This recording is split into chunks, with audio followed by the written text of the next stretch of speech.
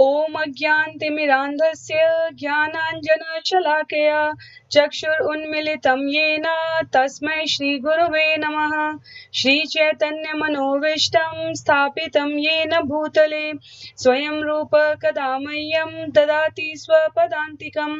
वन्देऽहं श्रीगुरो श्रीयुतपदकमलं श्रीगुरु वैष्णवांश श्रीरूपं साग्रजातं सगण रघुनाथान्वितां तं सजीवं साद्वैतं सावधूतं परिजनसहितं कृष्ण चैतन्य देवं श्रीराधा कृष्ण पादान् सगण ललिता श्री विशाखान्वितांश्च। हे कृष्णा करुणा सिंधु दीनबंधो जगतपते गोपेश्वर गोपिका कांत राधा कांत नमोस्तुते। तप्त कांचन गौरांगी राधे वृंदावनेश्वरी वृषभानुसुते देवी प्रणमामि हरिप्रिये। वाञ्छाकल्पतरुभ्यश्च कृपा सिन्धुभ्य एव च पतितानां पावनेभ्यो वैष्णवेभ्यो नमो नमः। जय श्री कृष्ण चैतन्य प्रभु नित्यानंद श्री अद्वैत गदाधर श्रीवासादि गौर भक्तवृंद। हरे कृष्णा कृष्ण कृष्णा हरे हरे हरे राम राम राम हरे हरे। हरे Krishna Krishna Krishna Hare Hare Hare Ram Ram Ram Hare Hare. Hare Krishna. So first of all, please accept my humble obeisances. Dandavata pranams to all of you. We are on day 14 in this journey of 18 days, 18 chapters. We will be trying to study, discuss, and take some beautiful points from chapter 14. So far, in chapter 13, which we had covered yesterday, there has been the introduction part of how to apply, how to imply, how to implicate, how to understand the implication of the knowledge which has been given by Krishna in first 6 chapter, and then in next 6 chapters we have understood about what is the object of worship, what is the essence of this knowledge. But from chapter 13 onwards we come to know about how does it practically in our day to day life, the people around us, the situation around us, how all of it get influenced. That started since yesterday. So the yesterday's chapter, if we remember, then it was named as nature, enjoyer and consciousness. So if you know the 5 components, nature is one of it. And in yesterday's session, when we take the quick revision, we will go through that. Maybe we do that first.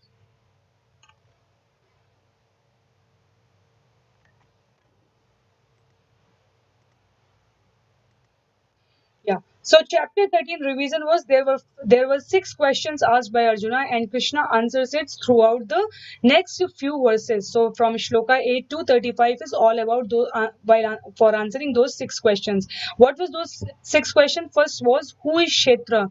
So what is Kshetra? This body was answered by Krishna as Kshetra. Why it is called Kshetra, land, is because whatever karma, whatever we do, whatever we sow, is that what we reap, what we get back. Then the second question was, who is Kshetra? Who is the owner of this land? Who is the owner of this body? So we came to know the concept of soul and super soul there. So Atma and Paramatma, soul and super soul. Then the third question was, what is knowledge? So we discussed there that the knowledge is not about getting the material accreditation, the material certificates, the material degrees, because the material degrees can depends on our caliber. We can pass the engineering exams, those who are experienced. We can pass some graduation, some semester wise, some class, some 10th or 12th, just by cramming the entire material, entire book and stuff, and they produce it in the exam time. So it's about that. It's not like we study throughout the years. Even few days are enough to get the satisfactory marks and accord a degree.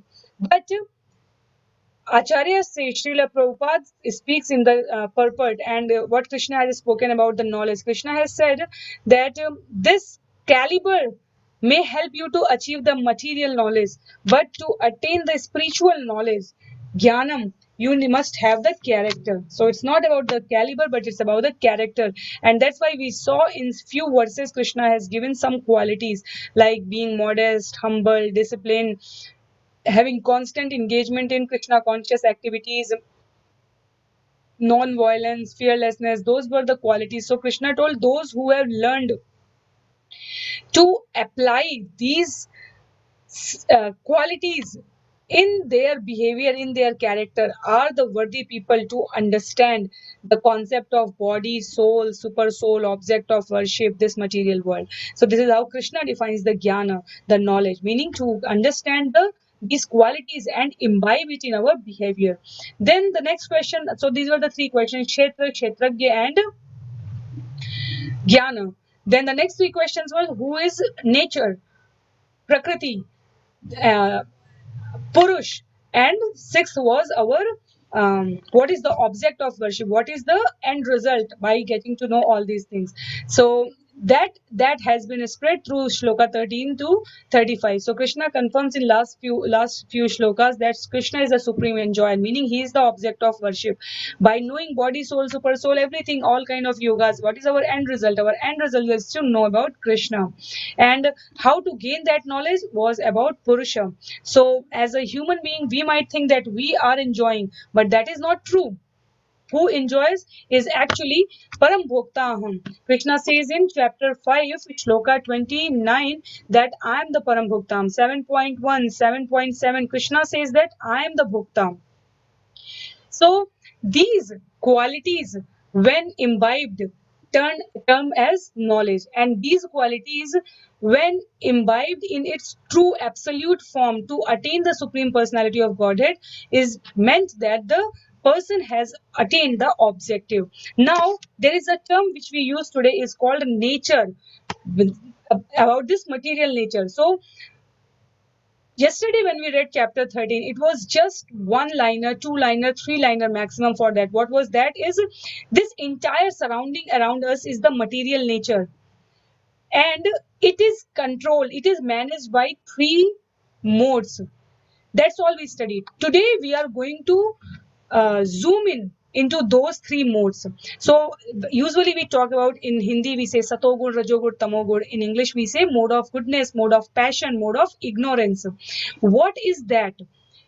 That the knowledge of that particular aspect, and how does it impact a person's character, behavior, attribute, and also the surrounding around the person, the living entity, is what we are going to understand in detail today. So we will just take a quick glance that how the shlokas have been rearranged. So today, as I said, today's chapter name is the three modes of material nature. So in brief, shloka 1 to 9 talks about three modes. Shloka 10 to 13 is all about race for prominence, meaning to say that what is most important to be achieved. And then 14 to 18 is about actions in those modes. So those who are in mode of goodness, how they will behave. Those who are in mode of passion, how they will behave. And those who are in mode of ignorance, how they will behave. So 19 to 27 is about transcending this pure life. So while we are talking about this material nature, we should not forget that this material nature and these three modes are constrained within this 14 planets, which is still called the material nature. Right on the top, Brahmaloka, below that is our Pitarlok, Maharlok, Gyanlok, and then Swarglok, all these lokas. Then this Bhuvarlok, and then Bhulok comes in the middle, and then below Bhulok there are couple of other planets. So overall 14 planets are there. So below Bhulok there is a Tal, Atal, Sutal, Talatal, and the last one is the Patal. So Patal to Brahmaloka, all 14 planets constitute this material nature. So it means that mode of goodness, mode of passion, mode of ignorance are equally distributed throughout these lokas. Being in the Patal Loka, like Prahlad Maharaj, he was born in the demon family, but he was a devotee. And being in the Swargaloka, like we had Manigriv and I'm just missing the other brother's name. They were the sons of Kubera. Nal Kuvera and Manigriv. So those two sons being in the Swargloka, but their behavior was demonic because they were not respectful to the saintly people around them. And then Narad Muni cursed them to go and descend on the earth so that you get purification. So what we are trying to say is we should never forget that these material modes are meant for this material nature. It is not about Vaikuntha or Golok Dham. It is about only these 14 planets. That's why the last part of today's chapter as well will include pure life. So transcending these modes, meaning go beyond the mode of goodness also. So how we will understand all that? Let's begin with chapter 14, shloka 1 and 2. So we can see this pyramid here. In the bottom side we see is the tama, ignorance, and that is like in the vast variety. So we can say raj, sat, and tam, goodness, passion, and ignorance are dispersed across 14 planets. But the majority of people, majority of living entity, we can see that with the size of this pyramid in the middle photograph is majority is in the tamas. Then the lesser, when it moves to the rajas, the count is lesser, and satogun even lesser, and then on the top it is just the pointed version. So that's why Krishna says that it is not easy to be a pure devotee. First of all, it's not easy to attain the satoguna all the time, mode of goodness, being good, being good, being good. Once we go through the characteristics, we will come to know about it. So let's go sequentially. It's a very interesting, beautiful chapter. It for us to live, sustain our life in the practical scenario in the material world successfully while carrying out our spiritual sadhana and everything. This chapter is very, very important. So Shri Bhagavan Vacha Param Bhuya Pravakshami Jnananam Jnanamuttamam Yajgyatva Muniyah Sarve Parama Siddhi Mityo Gata. What Supreme Personality of Godhead said? The Supreme Personality of Godhead said, "Again I shall declare to you the supreme wisdom, the best of all knowledge, knowing which all the sages have attained the supreme perfection." So it means Krishna has spoken this knowledge before. In chapter 2 has spoken this knowledge. Just that he is revising it here to make it connected with the nature and consciousness now. So Krishna continues. Krishna says in Shloka 2, इदं ज्ञानम् उपाश्रित्य मम सार्धम्य आगता सर्गे अपि नोपजायन्ते प्रलयेन व्यथयन्ति च.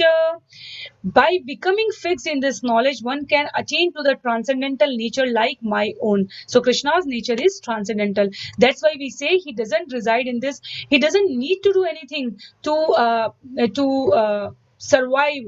To let this material world survive. He is already doing it with one of its energy. So he doesn't need to directly interfere here. And that's why he remains inside it, but he is not inside. For example, when the sunlight enters a dark room, everything is illuminated. Everywhere there is a light, right? But then sun has not entered directly. It's just the sunlight, Brahma Jyoti. So similarly, Lord has entered in each of us. He has entered to the Paramatma form, but still the Bhagavan form comes only when we practice for it. Only then we can relish that form of the Lord. So Bhagavan is somewhere situated through Paramatma. He has manifested himself in our bodies, in every living entity's body, and through Brahma Jyoti he is attainable. So that's what Krishna is saying. My nature is transcendental. I am beyond these modes. And a devotee, when practices, can achieve the same. So one can attain to the transcendental nature like my own. Thus established, one is not born at the time of creation or disturbed at the time of dissolution. We need to remember this. Even if we are in the mode of goodness, we will be taking birth and death. Brahma also takes birth and then is submerged back into the body of Lord himself. So Brahma also has a finite number of years. This topic has been discussed couple of times. So we go further. Shloka 3 and 4 are very important. Krishna says here, मम योनिर्महद्ब्रह्म तस्मिन् गर्भं दधाम्यहं सम्भव सर्वभूतानां ततो भवति भारत सर्वयोनिषु कौन्तेय मूर्तयः सम्भवन्ति तासां ब्रह्म महद्योनिरहं बीजप्रदपिता. What Krishna is saying, it should be understood that all species of life, O son of Kunti, are made possibly by birth in this material nature, and that I am the seed-giving father. So Krishna actually retained everything in his womb, right? It takes birth through him only. The total material substance called Brahman is the source of birth, and it is that Brahman that I impregnate, making possible the birth of all living beings, O son of Bharata. So all this knowledge we know, just that before putting the concept of material nature, Krishna is giving a bit background. Krishna has told all this in chapter 7, chapter 6, chapter 8, if you remember, where we were talking about the creation of the universes and annihilation of the universes. So he said there that Brahma originates from my body, right? So it means all the living entities, this entire creation takes place from Krishna impregnates it, right? And then it dissolute in his body again. So he is the seed giving father. So how is this connection established is we can understand from this takeaway point. This is very beautiful interpretation given by our Acharya. So these three ladies which whom we see on the top is actually the material nature. These are mode of goodness, mode of passion, and mode of ignorance. In the bottom part of this picture, we all human beings. So when we take birth in this material world, this is called the prison house. So we are in the prison house. Srila Prabhupada says we are in the prison house or we are in the hospital. In the prison house, only few ones accepted that yes, I am stuck here. Others are enjoying. They do not know where they will go. They are enjoying. They are doing full sense gratification. They are drunk in the night and then they sleep like anything. Then in the morning they woke up again to work hard so that they can enjoy again. So they are only doing the sense gratification, or they are being impacted by the side effects of that sense gratification. So either bhoga or roga, either diseased or doing the sense gratification. So if we see the prison house, we are seeing behind that in the middle is the Srila Prabhupada, who is inviting us that in that disciplic succession where Lord Chaitanya took birth in this material world to deliver all of us by chanting Harinam, by listening about Lord's glories, by reading the Lord's different pastimes, and constantly thinking about it and dedicating all our actions to that Lord. So behind the prison bar, if we see Srila Prabhupada sitting, meaning he has admitted that he is ready to atone for the punishment. I mean, Srila Prabhupada don't need to do that. It is for all of us. It is for the human beings. The people like Srila Prabhupada are the divine incarnations who just come to deliver the normal entity, normal living beings like us. So inside is the situation we can understand are the devotees, those who are trying to get out of this condition situation. And in the right side, if we see how does the living entity gets conditioned. So our identity is not the body, as we have discussed already. We are the soul. The eternal living entity comes in contact with material nature and becomes conditioned by it. So if we are in the good association, we will do good. If we are in the bad association, we will do bad. Despite his desire for independent enjoyment, his existence is subject to strict control by the modes of material. So if you think about it, we eternally want to enjoy. If we given the chance, we would eternally want to enjoy. Hiranyakashipu wanted to live eternally. Ravan wanted to live eternally. Kansa wanted to kill Krishna just to live eternally. None of them wanted to accept the real position, real situation, because they did not have the real knowledge. They were bound, howsoever they were enjoying, they were bound by the strict nature of these material modes, which is mode of goodness, mode of passion, and mode of ignorance. Then what happens is the fault which causes the soul's condition state certainly rests in his own independent desire. We cannot blame Krishna any more than a criminal can blame a judge for his jail sentence. So Srila Prabhupada is writing here in the purport. What he is saying is, if judge convicts a criminal, then judge is not at fault. Why? Because it is his duty. He has to sanction it based on the karma done by the criminal. Now, criminal is in punishment mode. So we have understood this triangle earlier. We as a jiva, we as the part and parcel of Krishna, as a soul, desire something. That desire is independent. That's why it says that dovetail all your desire at the lotus feet of Krishna. Otherwise, whatever we desire, in whatsoever mood we desire, we need to acquire that many bodies in that many lifetimes, and then we have to suffer the ill effect or the good effect of our karma. So we desired something from all of us from our previous desire actually, and then accumulation of our punya, the good karma, we have attained this body.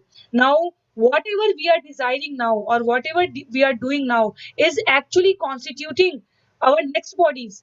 Every moment we desire, we actually participate in our next birth, decision of our next birth. So Krishna says, uh, soul desires, then based on our quota, if our bank account doesn't have money, by putting credit card again and again and again, or asking someone to take accept the payment, it won't happen, right? Because the quota, the credit is finished there, the quota, the bank account is empty. But as long as there is money, we can spend it. So as long as we have the good karma, we can relish it. And Krishna, based on that credit, that quota, either fulfills our desire or cancels our desire. So Lord is super soul, human being or living entity is the soul having this body, and the third thing is this material nature, mode of goodness. So a rich man's son, I always give this example because I find it very practical actually.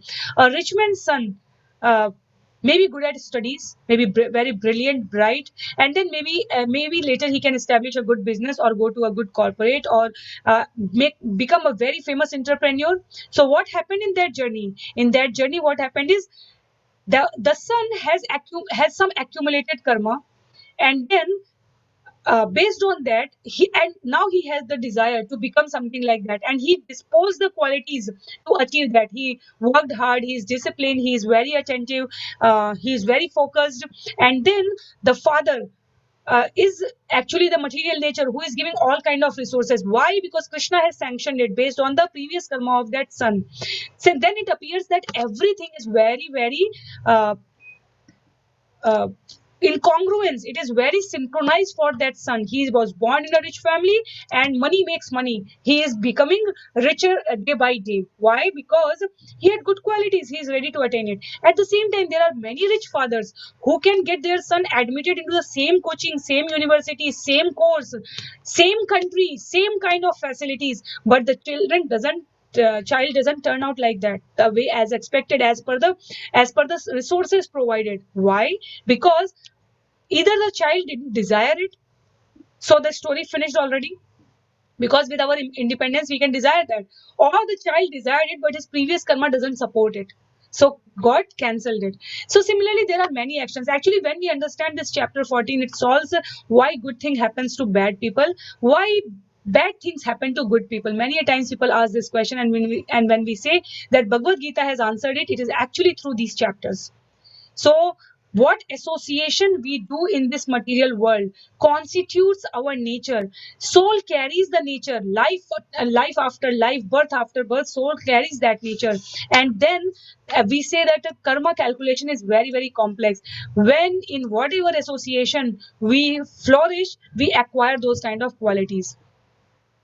So in the bottom part of this explanation, if you see, it is given that the living entity were always transcendental. Soul as is always transcendental, eternal, it's very pure, but has become conditioned by the material world and thus under the spell of material modes.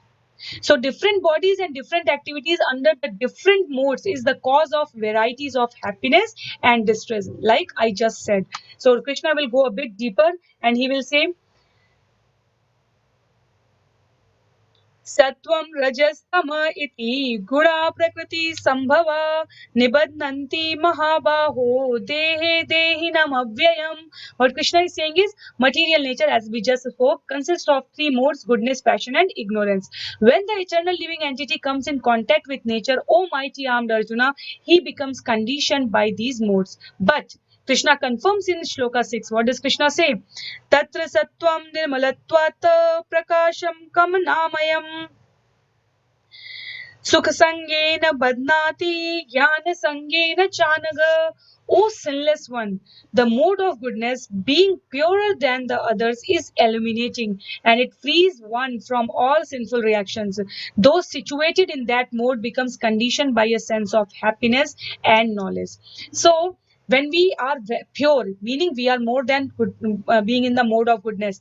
What is the example? How we are called intelligent person in this material world? If we think about it, we are called intelligent when we are able to take care of our present and safely plan our future as well.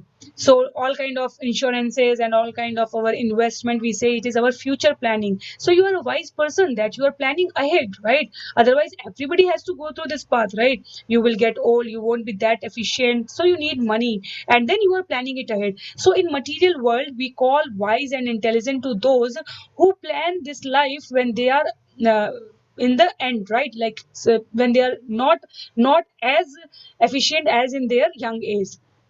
Krishna says there is one level ahead. There is one level above this level as well. What is that?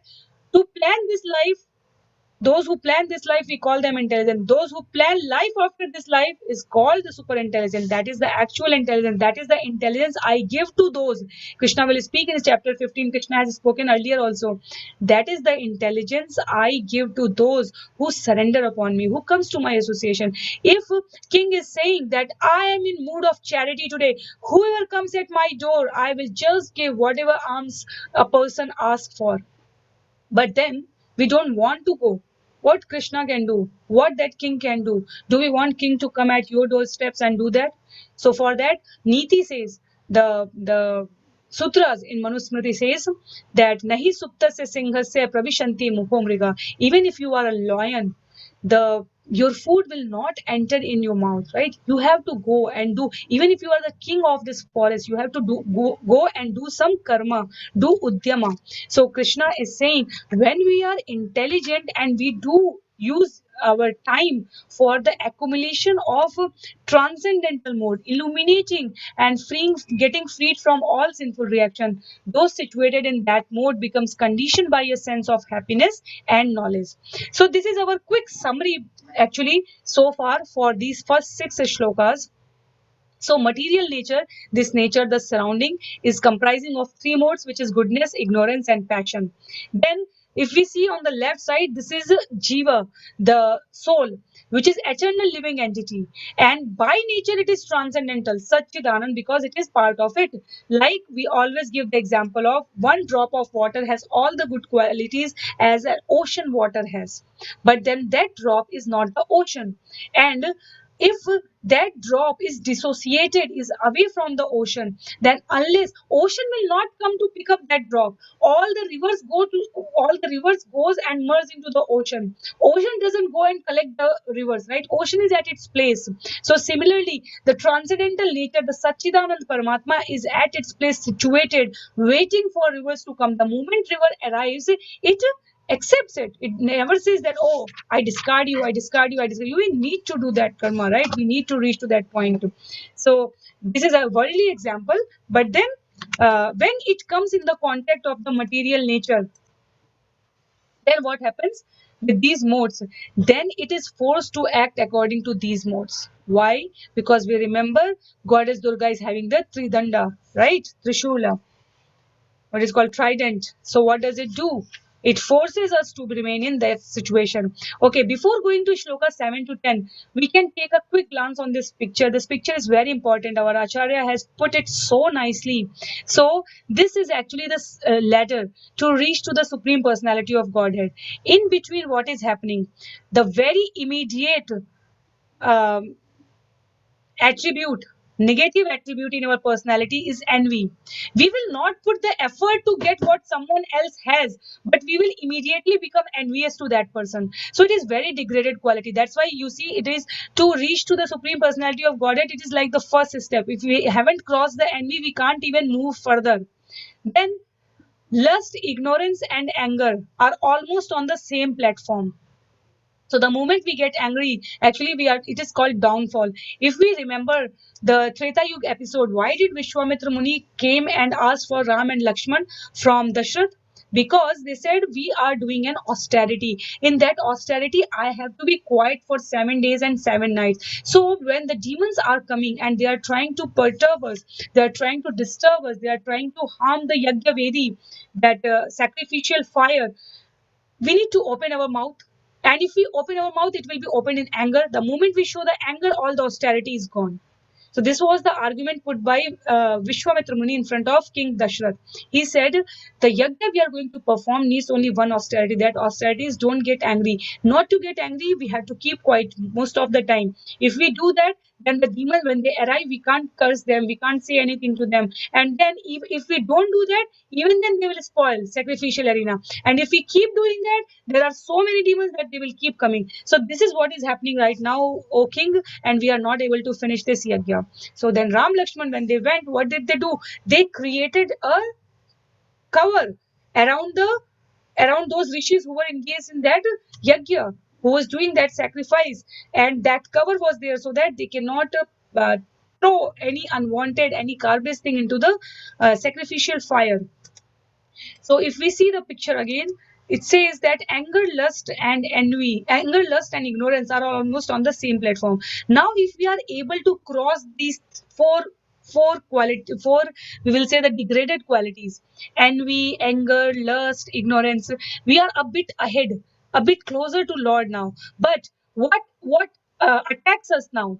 What attacks us now is the false prestige, is the pride, is the greed. What false prestige, pride, and greed means?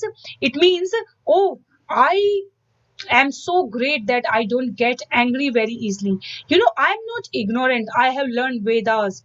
So false prestige, we forget that about whom we learned in the Vedas. We learned about the God, and God has been so modest when he was in the human form. So we don't interpret it properly. Then greed. People should know that I am a pandit. People should know that I am a very scholar person. So those kind of greed, those kind of hankering. So we are one step ahead. And then the moment we are caught, the moment we are caught into greed, false prestige, and pride, we automatically our downfall. So we can see it will bring us down. This picture is very beautiful actually. And if we are able to transcend all these 6 7 things, and we root, what we are left with is only the attachment to this body, attachment to our relatives, attachment to our people around us. So Krishna says doing our duty responsibly to all those who are linked to our bodily relation is not attachment, because that is done out of the duty, that is done out of the responsibility. So having the children, having the parents having the children, having the being the company head, being the some administrative personality, being the ruler of a certain organization, it is all right. There is no harm. We need to do it. Actually, we have to become that. Krishna says that do your karma. Based on our nature, we will do our karma. If we like to teach, we will become a teacher. If we like to invent, we will become a researcher. If we like to help people, we will probably become lawyer or doctor or some kind of other. If we want to create job opportunities, we will become entrepreneur. So the topic is that attachment is bad. Doing duty out of responsibility is not bad. So attachment is the last clutch which hinders our progress to the spiritual sky. And if you see, the moment we are ready to detach ourselves, detach with what? Detach that we are this body and we are getting things done through us, and we surrender to a god, we surrender to a guru. The moment guru appears in our life, what happens is we become, all our actions, all our concentration, all our minds, all our thoughts are actually dedicated to guru, at the lotus feet of guru. And that is from where we see the passage to go back to godhead begins. So once we accept the spiritual master, once we accept, what we will do? We will study the Veda. We will do austerity. We will have the sense control. We will attain the spiritual knowledge. And once we do that, we will reach to the spiritual abode. So this entire cycle is actually very important for us to know, because it helps us to understand that why it is important to get out of this modes of material modes. So coming back to the topic 7, 8, 9, 10, Krishna is speaking very nice verses to Arjuna, explaining about the modes, how material modes like goodness, passion, and ignorance impact the human entity.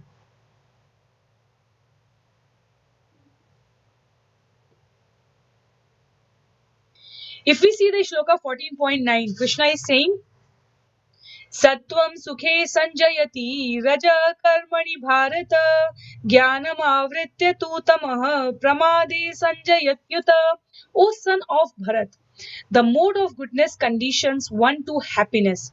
Passion conditions one to fruitive action, and ignorance covering one's knowledge binds one to madness. So, what does Krishna say? Ignorance, ajnana, means you don't know what is good for you. My mentor always says one very, very famous line. He says, only a dead man and a madman doesn't know what to do. So madman is those who are in the mode of ignorance. Madman is not that physical disability. Madman is you do not know what is the outcome of your action. Then you are a madman. Then there comes the passion condition where one wants to do and attain and attain and attain, doesn't know why we are doing. Just by working more number of hours doesn't ensure more number of income. A labor works for more than all of people who are working in the office job, right? They have the air con there, they have the nice places to sit, they have the nice company, nice good looking people around them. But who works harder? A labor works harder. If we compare number of hours, he doesn't probably have the weekly leave as well. But does he earn, is he able to earn more? No. Then what is it which constitutes it? A devotee by nature has to be very, very kind hearted. We should never forget when we give the example of labor versus a office person, it is to indicate that not just by mere act of working hard, we are going to get back. We need to put our mind, we need to put our thought, we need to put our intelligence to understand our nature and then work according to that. Otherwise, it is like, um, there is a very, very, very simple story. It is like that story where a person wanted to cross the river. He had to reach to the next village, and he has to cross the river. So he thought to go overnight because it was very urgent. And then in the night, what did he do? He came to the riverside, he sat in the boat, and then he kept rowing it. In the morning, when it is about to light, illuminate, the sunlight is there, what does he see? He is still there. What did he do? He didn't open the knot. He didn't open the rope through which the boat was bind. So what happened? What is missing there? The knowledge is missing. We do not know why we are doing what we are doing. That situation is called mode of passion. We want to earn, and then we don't know where to use. There are so that discrimination, that disparity, those kind of things appear when we do not put our knowledge, our intelligence in the right place. Then Krishna says this is the situation for mode of passion and mode of ignorance, but mode of goodness also, they are in the mode of they have attained the result as happiness, but they are still here. So it is a very quick summary actually for these shlokas. What is goodness? Goodness means conditions one to happiness, so the person at least have a time to sit and relax and meditate and contemplate and think about what he or she has achieved in the life. What is mode of passion? Conditions one to fruitive activities. And what is mode of ignorance? Covers one's knowledge, binds one's to madness. So if we see the right side, these are certain qualities which can define whether in which mode we exist.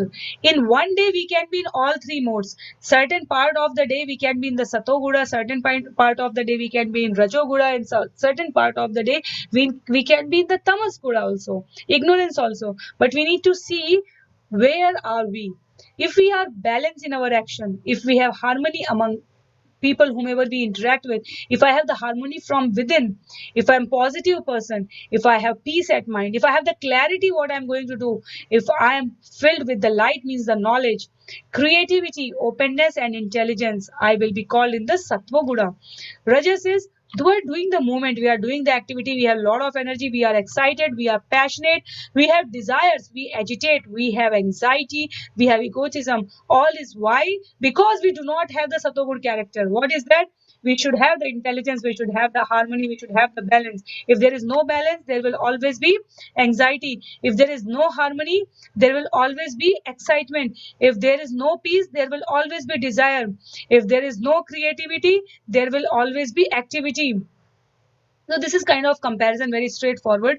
And then tamas is just inertia. Just, this fellow appearing on the top of tamas list. He's having the bottle, so many cans. In front of us is the remote.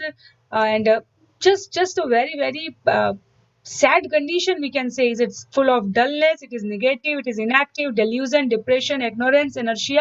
All the qualities are listed down. So this is just the identification, how we can identify what is mode of goodness, passion and ignorance. Then shloka 11 to 17, as we have said, that Krishna will not talk about the outcome, what happens. So Krishna is saying, when there is an increase in the mode of ignorance, darkness, inertia, madness, and illusions are manifested, as we just saw in the previous slide. When there is an increase in the mode of passion, we will see intense endeavor, like working very hard, symptoms of great attachment, and hankering develop, like all the time not feeling good. Then in the first shloka, 11th shloka, it is about mode of goodness. So from shloka 14 to 16, Krishna says that what is the outcome. Those who dies in the mode of goodness, they attain to the pure higher planets of the great sages, as we just said, that they will still be in the material world, but maybe the higher planets, if we end our life with the mode of goodness. If we are in the mode of passion, we take birth among those engaged in fruitive activities, and when one dies in the mode of ignorance, he takes birth in the animal kingdom. So that's why shloka 14.17 is very, very important for us. It says, it just concludes everything. It says, Sattva sanjayate jnanam rajaso lobha evacha pramada moho tamso bhavato ajnanam evacha. From the mode of goodness, real knowledge develops. From the mode of passion, greed develops. And from the mode of ignorance, what develops? Foolishness, madness, illusion develops. So when we see the things around us, we can always understand that what is the mode, and because of that mode it is happening, because the programming is like that. The material world will act accordingly. We need to understand which program we want to execute, because the kind of program we execute, the kind of outcome we will achieve. If we have done a FD of 10 years, which will be at the rate of 4.5 or 5, and then later we say, oh, the rates have changed now, it doesn't matter, because you have logged, you have fixed your nature, now you are doing this. So if you will not attain some other outcome, you will only attain what you are doing or what you have done. So as I said, this was a quick summary actually. These are certain qualities. We can have a quick look actually. Mode of goodness. The person who is in mode of goodness is creative thinking, realized wisdom, tolerance, friendly, calm, clear, control senses, compassionate, discipline and obedience, submissiveness, friendly, forgiveness, regulation, simplicity. These are some of the qualities for those who are in mode of goodness. So we all can do our own introspection by this. That's why I said this chapter is itself a litmus test. We can understand about ourselves. Then comes the mode of passion, which is Trishna, which is like running after. So when we are like that, we will have the cutthroat competition, we will have the bossing tendency, we will be attached, we will snap decisions, we will see and show glamour, we will have the thirst for honor and prestige, and we will do the partial thinking. While when we go back, what do we see? We do the use the wisdom. Here we are doing the partial thinking. And what to speak about ignorance? Actually, when we go through these modes, right, many of us may feel that, oh, I am mix of all three. So Krishna will clarify that also later. But here these are just the qualities: suicidal thoughts, intoxicated, madness, depression, hopeless, postpones and dull, indecisive, foolish, confused, insecure, fearful, panicking, crying, no thinking. So wisdom to partial thinking to no thinking is example and characteristics of those who are in goodness, passion and ignorance respectively. So takeaway points for us are very simple. In the middle, we see Sattva on the left side picture. It says positive, sure, pure, pleasure, divine. So purity is the essence for those who are in Sattva Guna, mode of goodness. Passion and activity is the key for those who are in the mode of Rajas. And Tamas, for Tamas people, it is negative, impure, pain, and demonic. So it is coming due to ignorance. So that's why it is important for us to have all of it, very clear understanding for all of it. So now Krishna shares the outcome. What happens to 18, 19 and 20 in 20? Those who are situated in the modes of goodness. So Krishna is explaining in detail about mode of goodness. Urdhvam gakshanti sattvastha madhye tishtanti rajasa jaganya guna vrittistha adho gakshanti tamasa. Those situated in the mode of goodness gradually go upward to the higher planets. Those in the mode of passion live on the earthly planets, and those in the abominable modes of ignorance go down to the hellish world. So we can see that it is not difficult to identify where we stand. And then in question 21, Shloka 21, Arjuna is asking a nice question. What Arjuna is saying?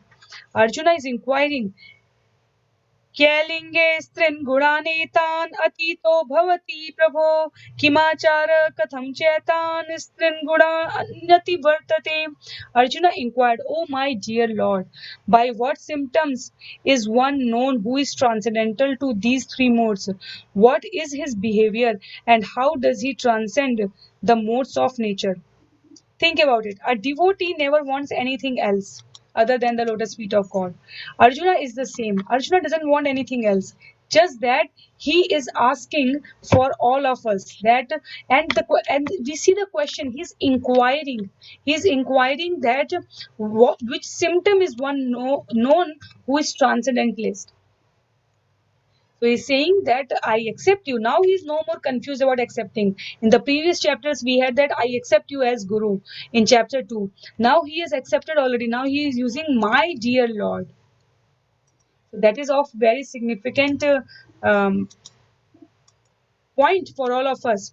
So this is how we talked about the outcome. So those who are in the mode of goodness, they might go to some relishable situation. Those who are in the mode of passion, they will still be struggling. And then those who are in the modes of ignorance, they will be suffering.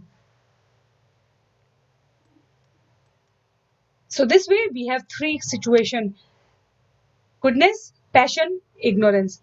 Ignorance people, due to their bad karma, due to their ignorance, they will suffer. Then we come with the mode of passion. Those people, they are just engaged. They do not know what is good, what is how to get out of this clutch. And mode of goodness is for all those who are trying to situate themselves transcendentally. So this is the summary. If you see the left side picture, this is what we were talking about. We can see all kind of creatures in these different planets. All kind of creatures. And all kind of lokas are also there. Planets. Everything is situated so nicely. So those who are in the mode of goodness, they will gradually go upward to the higher planets. According to the degree of goodness one can go. So we need to know whether we have that degree or not. Then there is mode of passion, where we live on the earthly planets. If we go and we do not acquire what we wanted to, we will come back again in this material world. And then ignorance is in the abominable mode of ignorance. Go down to the hellish planet. So this is how Krishna will speak in Shloka 24 and 25 about those who want to even transcend the material mode, meaning to say they want to cross over the material world, material desires, material attachment. So they want to go ahead of modes of goodness, that is called the Shuddha states, pure form. And in Shloka 24 and 25, Krishna is saying, Sama dukha sukha swastha samalotashma kanchana तुल्य प्रिया प्रियो धीरस तुल्य निंदात्म संस्तुति मानापमान योस्तुल्य स्तुल्यो मित्र प्रिपक्षयो सर्वारंभ परित्यागी गुणातीत स उच्यते. Krishna is saying those who does not hate illumination, attachment and delusion, meaning they are equally poised, they are just trying to be equipoised. When they are present or long for them, when they disappear who is unwavering and undisturbed through all these reactions of the material qualities, remaining neutral and transcendental, knowing that the modes alone are active, who is situated in the self and regards alike happiness and distress. So it's a long translation actually, but for us, the significant point is already given. What is it? Those who want to get ahead of mode of goodness is the summary. Like we just now we read the translation part, we have this beautiful summary. What happens to, what is the symptom and behavior of one who has transcended? He doesn't hate. He is unwavering. He is situated in the self and regards alike and distress. He looks upon a lump of earth, a stone, and a piece of gold with an equal eye. So he doesn't cry when someone leaves the body. Who is equal towards the desirable and undesirable. We all should know the story of Narad Muni. Why I have put this picture of Narad Muni here is very significant. In his previous kalpa, previous life, Narad Muni was a Brahmani's a widow Brahmani's son, and only by the mercy of the Guru and Acharya who visited that place for 4 months of Chaturmas, there that Brahmani's son, he just used to eat whatever was left out from acharyas after seeking his permission. So he says there that this is the description by Narad Muni himself to Vyasadev in Canto 1, chapter 5th and 6th. He says there that I was so bewildered because I thought I do not have any qualification, but then acharyas being mercifully bestowed me this knowledge, and then through this knowledge when I worship the Lord, I actually got his darshan, I actually can feel him. And he concluded, the Lord concluded that you will only, you next birth you will be my internal associate. So this is the symptoms of reaching to the transcendental. Narad Muni gives his quality. He says, although I was a 5-year-old child, I did not have much affiliation to play. I did not have much affiliation to speak. I did not have much affiliation to enjoy. So he speaks these qualities there. And then in Shloka 26 and 27, Krishna is concluding. So what we understood today so far, actually Krishna will conclude here. So let's just talk what did we understand by this entire arrangement of the chapter as well as the shloka and this presentation session. There are 3 modes.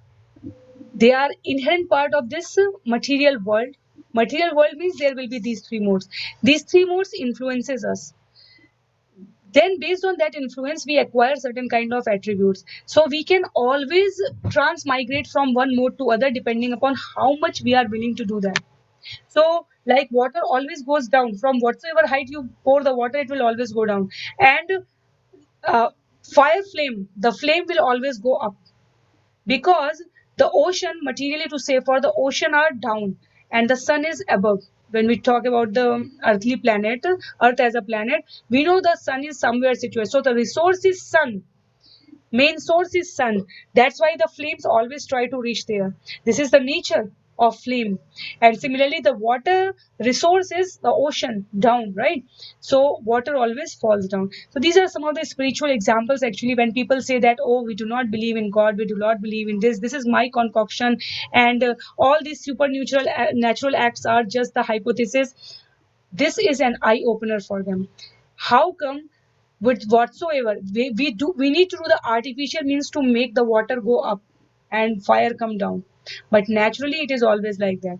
So this knowledge is always there. What else do we want? We do not know. So acharyas don't kind of entertain these kind of false arguments.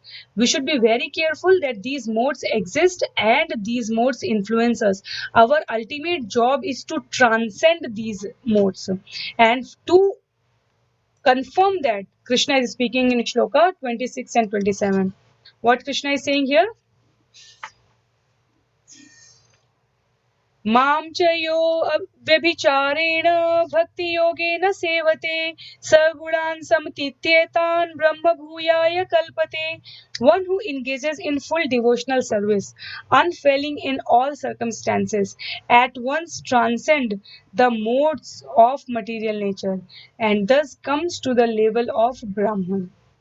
He says further, Brahmano hi pratishtaham amritasya vyayasya cha shashvatasya cha dharmasya sukhasya kantikasya cha. and I am the basis of the impersonal Brahman, which is immortal, imperishable, and eternal, and is the constitutional position of ultimate happiness. So, when this chapter started, Krishna told clearly that this everything I impregnate. Then he says, those who are engaged fully in my devotional service in the end of chapter at once transcends the mode of material nature. So, all this arrangement of going to the different planets is applicable to only those who are still stuck in the modes, whether it is mode of happiness, whether it is ignorance, or whether it is passion. But those who are directly practicing the Krishna consciousness, practicing the devotional service, the mode doesn't touch them. It means when we are angry, when we are illusioned, when do not have the clarity, when we are we can say when we are having lust, greed, all these are the symptom that we are not elevated enough to be called as a devotee. That's why devotees always call them as the practicing devotee, because we do not know which mode of nature will attack upon us at what point of time, and we can never be sure that how we will react. That's why thoughtfulness, the constant reading, the constant understanding, that's why this bhakti is called the process. It is not the end destination. So all these keeps happening constantly. And how does being a devotee we can transcend? So the next question is this, because Krishna is saying those who transcend, those who are constantly engaged in me, they will transcend. But then how do we understand it in the practical sense? This is the practical sense. This ABCD formula we have heard earlier also, and today also we are just going to have a look. So get the association of devotees, to read the books with them, to complete your chanting nicely, to offer only what has, to eat only what has been offered to Krishna, and then be engaged in seva. So engagement, do the seva, do some financial seva, do some physical seva, do some material seva, help to build temples, help to propagate the Lord's glory. All these come parts as of the engagement. So A, B, C, D, E, this formula, this five pointer success sutra has been given by our Acharya. And if we follow that, we can easily transcend the modes of nature. So, first thing to conclude today is why we behave or other behave in a certain way can be clarified by these modes of nature. Today we understood it well. And we can read from Srila Prabhupada's book, Bhagavad Gita as it is, at any point of time to clarify further. However, there is a destination far above, far ahead of these modes. And to attain that destination, meaning to transcend the material mode while being physically present in the material mode, is getting A, B, C, D, E in place. Association, book, chanting, DT dressing, and engagement in services. So this is how we will conclude. I hope we can reflect upon this, we can think about it, and we can try to bring the value out of it. With that, praying at the lotus feet of all the acharyas, Vaishnavas, Srila Prabhupada, our humblest desire is to at your lotus feet is to be able enough to understand this knowledge and apply it practically in our daily life. So I will quickly repeat the announcement again. The Ekadashi, the 700 shloka recitation is happening on Ekadashi, which is 16th, which is also the Saturday, and it has been modified to ensure that most of us can participate together, because after 18 it was actually the weekday. So that's why we have moved it to 16. Those who are willing to recite one shloka, 5 shloka, 10 shloka, one chapter, please feel free to reach out via personal messages, chat box, or comment box. So this is how we end the session today. Srila Prabhupada ki jai, Srila Gurudev ki jai, Ananta Koti Vaishnav Vrinda ki jai.